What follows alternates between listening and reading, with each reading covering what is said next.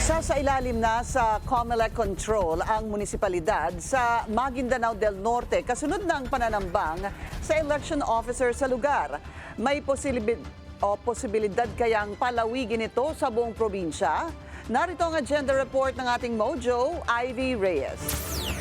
Matapos masawi ang isang election officer sa Dato Odensinsuat, Maguindanao del Norte, unanimous ang desisyon ng Commission on Elections.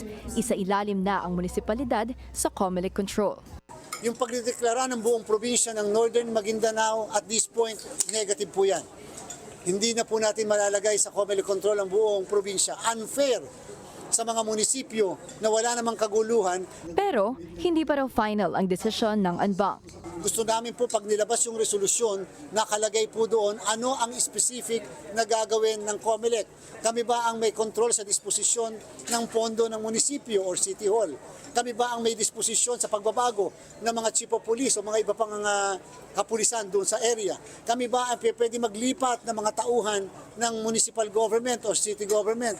Kami ba ay pwede magdagdag ng napakadaming checkpoints? Ano ba talagang extent ng tinatawag na COMELEC control? Sa ngayon, nasa kamay pa rin ng COMELEC Anbang ang final say kung sasaklawin ang kontrol sa buong Maguindanao del Norte o tanging sa Dato Odensinsuat lang.